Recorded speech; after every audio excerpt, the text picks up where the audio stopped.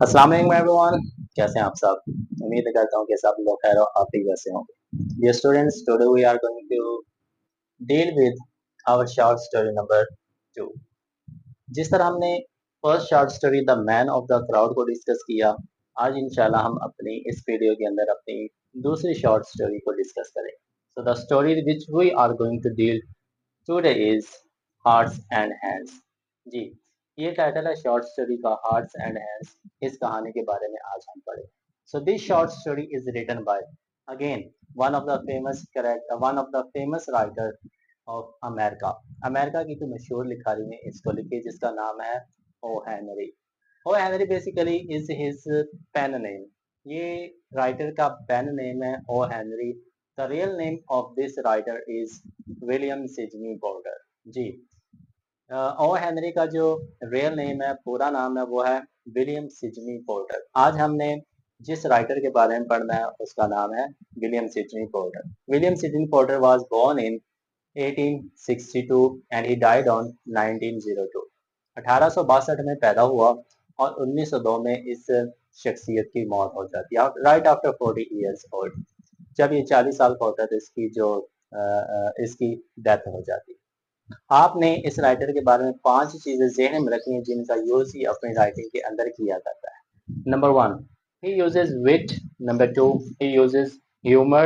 Number 3, he uses warm characters. Number 4, he uses surprising ending and he uses fun as well. ये 5 चीजें हैं जो O Henry अपनी writing के अंदर यूज करता है। So let discuss all this one by one. सबसे पहले हम डिस्कस करते हैं आपके विट को। व्हाट इज विट? विट अल्फाज का एक ऐसा चुनाव होता है, वर्ड्स की ऐसी सिलेक्शन होती है जिनको सुनने के बाद आपको लगे कि जिस बंदे ने वो अल्फाज कहे हैं वो बड़ा ही ज़हीन है। उसने जो अल्फाज बोले हैं बड़े ही जहानत, बड़े बड़े ही अक्लमंद और बड़े ही इंटेलिजेंट से वर्ड्स उसने बोले। फॉर एग्जांपल जी, एक जुमला है, उस जुमले का आप विटी अंदाज में किस तरह से जवाब दे सकते हैं वो मिसाल मैं आपके सामने रखता हूँ। फॉर एग्जांपल जी, एक बंदा अगर आपसे कहे कि यार आपकी जो उम्र है बड़ी ज्यादा हो चुकी है, आप किस तरह से जी रहे हैं। सो इफ यू से कि मैं सांस लेके जी रहा हूँ, फौरन से आप कह देते हैं कि भाई मैं तो सांस लेके जी रहा हूँ। So your answer is witty answer. इस तरह का जो अल्फाज होते हैं जहानत भरे, अकल से भरे हुए, इंटेलिजेंस से भरे हुए, उन अल्फाज को, उन जुमलों को विटी कहते हैं। Number 2, we have humour. Humour आपको पता है कि अगर आप ऐसा पीस ऑफ वर्क करें जिसको पढ़ने के बाद यू स्टार्ट स्माइलिंग और यू स्टार्ट लाफिंग, तो वो उसके अंदर जो टेक्निक यूज हुई हुई है वो कॉमेडी की यूज हुई या वो ह्यूमर की हुई। Number 3, we have fun. Fun क्या होता है? फन अल्फाज का ऐसा यूज होता है, ऐसे अल्फाज होते हैं जो दो तरह के मीनिंग देते हैं, दोहरे मीनिंग देंगे। फॉर एग्जाम्पल, एक लड़का, फॉर एग्जाम्पल एक स्टूडेंट क्लास के अंदर एंटर हुआ, लेट वो क्लास के अंदर दाखिल होता है, तो टीचर उसको देख के कहता है कि भाई आप तो बड़ा जल्दी आ गए। अब आप बड़ा जल्दी आ गए, इस जुमले के अंदर दो तरह के मीनिंग मिलेंगे। एक के आप बड़ा जल्दी आ गए, या दूसरा उसके ऊपर तनकीद की गई कि भाई आप बहुत ज्यादा लेट आए हैं। अब एक ही जुमले के अंदर अगर आपको दो तरह के मीनिंग मिलेंगे तो वो फन कहलाएगा। Number 4, we have the warm characters. Warm characters किस तरह के होते हैं? ऐसे कैरेक्टर्स जो बहुत ही काइंड हार्टेड, बहुत ही पीस लविंग, बहुत ही वैल्यूएबल, बहुत ही सुकून वाले कैरेक्टर्स होते हैं, पीस लविंग कैरेक्टर्स होते हैं। ऐसे कैरेक्टर्स को वार्म कैरेक्टर्स कहते हैं। और इसी तरह के कैरेक्टर जो हमें मिलेंगे वो ओ एंड की राइटिंग्स के अंदर ही मिले। And the last one very important, surprising ending. आप ओ हेनरी साहब के जितने भी वर्क्स को पढ़ेंगे उसके अंदर जो आपको एंडिंग मिलेगी बहुत ही सरप्राइजिंग एंडिंग मिलेगी। आप शुरू से किस माइंड सेट के साथ कहानी को लेके चल रहे होंगे और एंड पे जब आप पहुंचते हैं तो जो आपका माइंड सेट कहानी के रिलेटेड बना होता है वो टोटली तौर पे डाइवर्ट हो जाता है, टोटली तौर पे चेंज हो जाता है। तो इस तरह के जो टेक्निक्स यूज करते हैं वो ओ हेनरी साहब भी करते हैं। So these are the 5 basic things जो ओ हेनरी अपनी राइटिंग के अंदर यूज करता है। विट का यूज किया जाता है, फन का यूज किया जाता है, ह्यूमर का यूज किया जाता है, वार्म कैरेक्टर्स का यूज किया जाता है और इसके साथ साथ सरप्राइजिंग एंडिंग का भी यूज किया जाता है। सो अब इन्हीं चीजों का यूज करते हुए ओ हेनरी साहब ने जो शॉर्ट स्टोरीज लिखी वो ऑलमोस्ट 600 प्लस शॉर्ट स्टोरीज लिखी, जिसकी वजह से he is one of the most important figure in short story writing. 600 से ज्यादा इसने कहानियां लिखी। उन 600 से ज्यादा लिखे कहानी के अंदर हम एक कहानी को डिस्कस करना, that is hearts and hands. Hearts and hand कहानी का टाइटल है। इसके दो मतलब हो सकते हैं। अगर इसके डिक्शनरी मीनिंग देखें तो बहुत ही सिंपल है। हार्ट दिल को कहते हैं, हैंड्स हाथ को कहते हैं। इनका मीनिंग क्या है? अब ये कहानी हमें दो तरह के सबक देगी। नंबर वन, कि अगर एक बंदा अनजान है तो कुछ लोग ऐसे भी होते हैं जो उस अनजान बंदे के लिए अपनी जान भी कुर्बान कर देते हैं। वो सेल्फलेस पीपल होते हैं, उनके अंदर खुद गर्जी नहीं पाई जाती। दुनिया के अंदर कुछ ऐसे लोग भी मौजूद होते हैं जो दूसरों की खातिर, दूसरों की जान की खातिर, दूसरों की वैल्यू की खातिर, दूसरे लोगों की वर्थ की खातिर अपनी जो वर्थ है उसको कम कर देते हैं। एक ये चीज हमें देखने को मिलेगी। और दूसरी चीज जो हमें देखने को मिलेगी वो ये देखने को मिलेगी कि लोग आसानी से किस तरह से बेवकूफ बन जाते हैं, या किस तरह से लोग आसानी से दूसरों को बेवकूफ बना लेते हैं। So these are the two basic things that you will get after reading this short story. So अब अपना वक्त आया है कि हम अपनी कहानी की तरफ आते हैं। इस कहानी के अंदर you will see three characters. एक जो मिलेगा वो मिलेगा mister Easton. Number two, you will have Marshall, and at the end the third one is Mrs. Fairchild. These are the three characters which are the part of this short story. Mr. Easton, Marshall, and Mrs. Fairchild. ये तीन characters short story का हिस्सा है। If we talk about the setting की बात करें कि कहानी कहाँ पे हो रही है, so this short story is happening on a station, a railway station. एक रेलवे स्टेशन है डैनवर, वहां पे ये पूरी की पूरी कहानी हो रही है। और एक गाड़ी के अंदर, ट्रेन के अंदर सारी की सारी कहानी हो रही है। और उस ट्रेन का नाम है B&M एक्सप्रेस। ये होगी इसकी setting. We talk about the narration, first person point of view, second person point of view, third person point of view. तो इस कहानी के अंदर जो नरेशन, जो पर्सन का यूज हुआ वो थर्ड पर्सन नरेशन के अंदर इस कहानी को लिखा गया। If we talk about the symbols, तो सिंबल इसके अंदर जो यूज हुआ वो एक ही यूज हुआ, that in handcuffs. Handcuffs कहते हैं हथकड़ियों को। जो पुलिस हथकड़ियां किसी चोर को या मुजरिम को लगाती है वो इसका एक सिंबल है। And how it is a symbol, ये कहानी पढ़ेंगे तो आपको ऑटोमेटिकली चीज समझ में आ जाए। थीम्स, थीम्स डेफिनेटली आप कहानी पढ़ेंगे तो आपको खुद ही समझ में आ जाएंगे इसके थीम्स कौन से हो सकते हैं। सो मेरी जरूरत नहीं कि भाई मैं आपको इस तरह के थीम्स बताऊं। आप कहानी को अच्छे तरीके से सुनिएगा, समझिएगा, और आपने ही इस कहानी के अंदर से थीम लाजमी तौर पर निकालना। So without wasting time, let me take you to our short story, the hearts and hands. तो कहानी का अब आगाज किस तरह से होता है? As I have told you कि इसकी जो सेटिंग है वो एक रेलवे स्टेशन है और एक ट्रेन के अंदर जिसका नाम B&M एक्सप्रेस है। अब जो ट्रेन है B&M एक्सप्रेस वो डेनवर रेलवे स्टेशन की तरफ जाने के लिए तैयार है, और उसके ऊपर जो पैसेंजर्स हैं वो सवार हो रहे हैं। उन पैसेंजर में एक कैरेक्टर है जिसका नाम है मिसिज फेयरचाइल्ड। वो भी उन पैसेंजर्स के अंदर ही शामिल है और वो उस ट्रेन पे सवार हो रही है। She was looking so much beautiful, क्योंकि इसकी जो ड्रेसिंग है वो बहुत ही खूबसूरत, बहुत ही शानदार, बहुत ही कमाल की वो ड्रेसिंग पहन के ट्रेन के ऊपर सवार होती है। अब उन पैसेंजर्स के अंदर दो और करेक्टर हैं जो उसी के पीछे उसी ट्रेन पे सवार होते हैं। अब ये जो दो करेक्टर्स हैं इनके अंदर एक थोड़ा सा जवान है और एक थोड़ा सा बूढ़ा है, ओल्ड एज का है। जो जवान है थोड़ा सा उसकी जो ड्रेसिंग है वो बहुत अच्छी, बहुत नीट एंड क्लीन है। बट इन कंट्रास्ट जो उसके साथ दूसरा करेक्टर है, उसकी जो ड्रेसिंग है वो थोड़ी सी गंदी सी, खराब सी है। अब इन दोनों करेक्टर्स के जो हाथ है ना वो हैंड कप से बंधे हुए हैं। एक के राइट हैंड में और एक के लेफ्ट हैंड में वो हैंड कप लगी हुई है। जो नीट एंड क्लीन छोटी एज का बंदा है उसके राइट हैंड में, और जो गंदा सा है जिसकी जो ड्रेसिंग वो इतनी अच्छी नहीं उसके लेफ्ट हैंड में।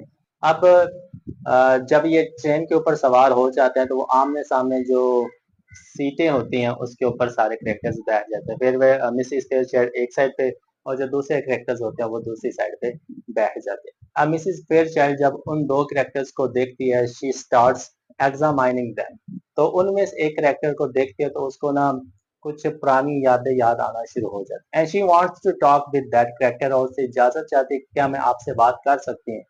तो वो उससे कहती है क्या तुम अपने पुराने दोस्तों को भूल गए हो, आप अपने पुराने दोस्तों को याद नहीं रखते। तो जो एक नौजवान आदमी होता है वो थोड़ा सा सोचता है, उसको कुछ याद नहीं आता। क्या जो मिसिस फेयरचाइल्ड होती है ना वो अपना हाथ उसकी तरफ बढ़ाती है ताकि वो उससे हैंड शेक कर सके। तो जो कैरेक्टर होता है वो अपना लेफ्ट साइड ऊपर उठाता है, क्योंकि उसके राइट साइड पे जो होती है वो हैंड कफ लगी होती है, हथकड़ी लगी होती है, जिसकी वजह से वो हैंडशेक उस हाथ से नहीं कर सकता। वो लेफ्ट हैंड ऊपर करता है और अपना राइट हैंड उसको दिखाता है कि मेरे इस हाथ में हथकड़ी लगी हुई है। अब जब वो खातून, वो कैरेक्टर हथकड़ी देखती है कि इसको हथकड़ी लगी हुई है, एंड शी थिंक्स कि भाई ये तो मुजरिम है, तो वो चुप करके ना अपनी सीट पे बैठ जाती है, थोड़ी सी परेशान हो जाती है कि मेरी जो मुलाकात हुई है वो मेरे जानने वाले से तो हुई है, लेकिन ये तो एक मुजरिम निकला। लेकिन जो दूसरा कैरेक्टर उसके साथ बड़ी एज वाला बंदा बैठा हुआ था, जिसको भी हथकड़ी लगी हुई थी, वो उस औरत को बताता है कि आप परेशान ना हो, ही इज द मार्शल, ये पुलिस ऑफिसर है और मैं एक मुजरिम हूँ।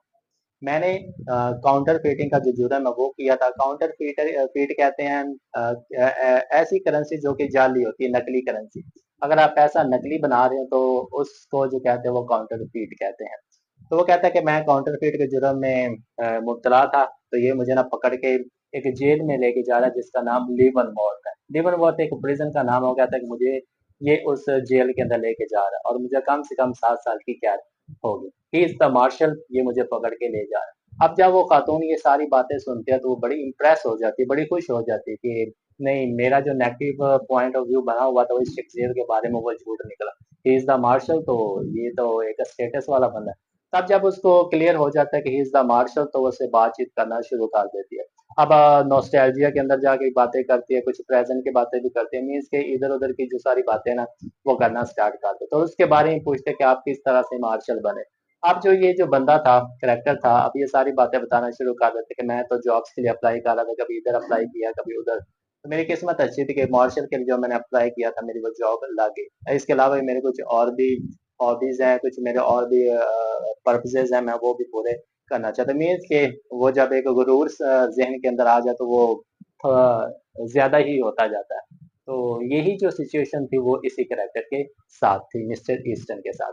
अब बातें करते करते जब साथ वाले कैरेक्टर को पता चला कि इनकी जो कन्वर्सेशन है बहुत ज्यादा डीप हुई जा रही, बहुत ज्यादा हुई जा रही, सो ही सेज के भाई अब टाइम काफी हो चुका है, आई नीड अ स्मोक, मेरा टाइम हो चुका है कि अब मैंने स्मोकिंग करनी है, मैंने सिगरेट पीनी है। तो वो मार्शल से कहता है कि हमें यहाँ से जाना चाहिए। तो जो मिस्टर ईस्टर्न होता है, जो मार्शल बना होता है, वो कहता है अपने उस मिसेस फेयरचाइल्ड को कहता है कि जो मेरे मुजरम होते हैं ना, मैं उनके साथ बड़ा काइंड हार्टेड होता हूँ, बड़ा रहम दिल होता हूँ, जिस तरह की वो मुझे इल्तिजा रिक्वेस्ट करते हैं मैं उनकी वो रिक्वेस्ट हर सूरत में पूरी करता हूँ। So I have need to go, मुझे इसके साथ जाना होगा, माजरत मैं चाहता हूँ कि मैं आपके साथ मजीद सफर या मजीद बात नहीं कर सकता। तो मिसेस फेयरचाइल्ड कहती है कि मैं उम्मीद करती हूँ कि हमारी फिर से मुलाकात होगी। तो ये कहता है कि नहीं, अब मुझे नहीं लगता कि हमारी मुलाकात होगी, क्योंकि मैं एक असूल पसंद बंदा हूँ, मैं काम करने वाला बंदा हूँ, तो मैं कभी कहाँ होऊंगा तो हमारी मुलाकात नहीं हो सकती। इतना क्या है कि वो उस दूसरे बंदों को लेके ना वहां से चला जाता है। अब जितनी भी कन्वर्सेशन होती है, जितनी भी बातें होती है, इनको ना दो पैसेंजर्स सुन रहे होते हैं और वो साइड पे बैठे होते हैं। जब ये चले जाते हैं, करेक्टर चले जाते हैं, वो जो दो पैसेंजर्स होते हैं वो आपस में बातें करना शुरू कर देते हैं। वो कहते हैं कि क्या आपको लगता नहीं है, एक दूसरे पैसेंजर को कहता है कि जो मार्शल था उसकी मार्शल होने के लिए एज थोड़ी कम है। तो दूसरा बंदा कहता है कि हाँ जी बिल्कुल ठीक कहा कि मुझे तो एज कम लग रही है। वो कहता है कि आपने एक चीज और नोटिस की कि जो हथकड़ी थी वो मार्शल के राइट हैंड में थी और जो मुजरम था उसके लेफ्ट हैंड में थी। होता ऐसा नहीं है, पुलिस के अंदर ये रूल है कि या ये चीज होती है कि जो हथकड़ी मुजरम के राइट साइड पे होती है और पुलिस ऑफिसर के लेफ्ट साइड पे होती है। तो जो असल में मार्शल बना हुआ तो वो असल में मुजरम था, और जो मुजरम था वो असल में मार्शल था। जो नीट एंड क्लीन नजर आ रहा था वो बेसिकली मुजरम था, जिसको काउंटर फीट के जुर्म में पकड़ के ले जा रहे थे, और जिसकी गंदी हालत वो बेसिकली मार्शल था। तो ये आपस में बातें डिस्कस करते हैं जहाँ पे जो रियलिटी है वो रिवील होती है। तो इस तरह से इस कहानी का जो है ना एंड वो इस तरह से होता है। अब आपने अगर कहानी का स्टार्ट सुना होगा, राइटर के बारे में पढ़ा होगा, तो तीन चीजें हमने डिस्कस की थी कि इसका जो एंडिंग पॉइंट होता है ना वो बहुत ही सस्पेंस वाला होता है, सरप्राइजिंग होता है। अब शुरू में हमें किस तरह की चीजें मिल रही थी, एंड में जाके जो टोटली वो चीज ना डाइवर्ट हो जाती है, बदल जाती है। तो वो जो उसका राइटिंग स्टाइल था वो यहाँ पे एक पूरा हो जाता है। दूसरी चीज हमने हार्ट्स एंड एंड्स के बारे में दो चीजें पढ़ी थी कि कुछ लोग ऐसे भी होते हैं जिंदगी के अंदर के जो अपने फायदे के लिए नहीं बल्कि दूसरों के फायदे के लिए अपनी चीजें कुर्बान कर दी। तो ऐसा ही किया था मार्शल ने। जो उसका स्टेटस था वो उसने देखा कि अगर इसको खुशी मिल रही है, इनका एक रिलेशन बन रहा है, तो वो अपना जो प्रोफेशन होता है वो एक चोर को या एक मुजरम को दे देते हैं। और दूसरी चीज हमने पढ़ी थी कि ये लोग कितनी आसानी से बेवकूफ बन जाते हैं या उनको बेवकूफ बनाया जा सकता है। तो आपने इस स्टोरी के अंदर देखा किस तरह लोगों को बेवकूफ भी बनाया गया, लोग आसानी से बेवकूफ भी बन गए। So this is all about today story, story number 2, hearts and hands. तो ये जी थी हमारी कहानी हार्ट्स एंड हैंड्स जी। तो इसके अलावा हमने एक चीज डिस्कस की थी कि हम स्टोरी के अंदर हर एक चीज को डिस्कस किया करेंगे। हमने राइटर के बारे में पढ़ लिया, हमने स्टोरी के बारे में पढ़ लिया, अब हम चलते हैं जी हमारे एमसीक्यूज की तरफ। सो हियर वी गो।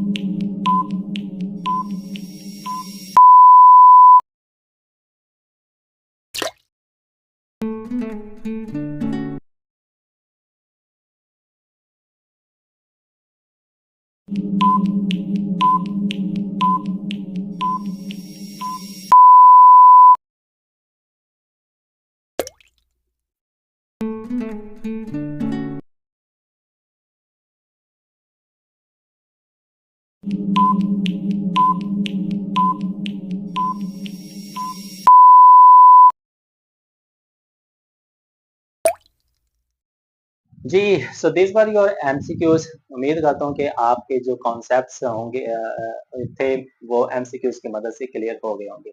अब लास्ट क्वेश्चन रह गया हमारे लॉन्ग क्वेश्चंस का। तो ये मैं आपको लिए चलता हूँ हमारे लॉन्ग क्वेश्चंस की तरफ।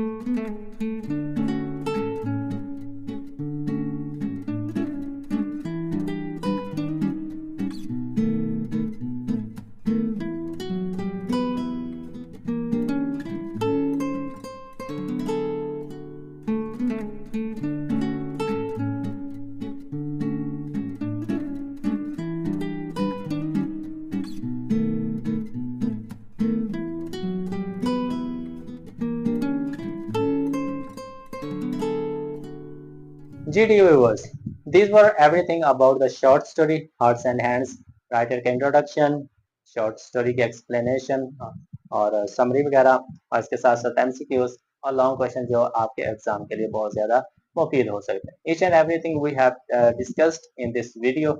आज के लिए इतना ही। Thank you so much. Have a nice day to all of you. इसके अलावा भी अगर आपकी कोई क्वेरी हो या कोई मसला हो या आपने थीम्स डिस्कस करने हो तो वो कमेंट सेक्शन में लाजमी बताइए। Thank you so much. Have a nice day to all of you.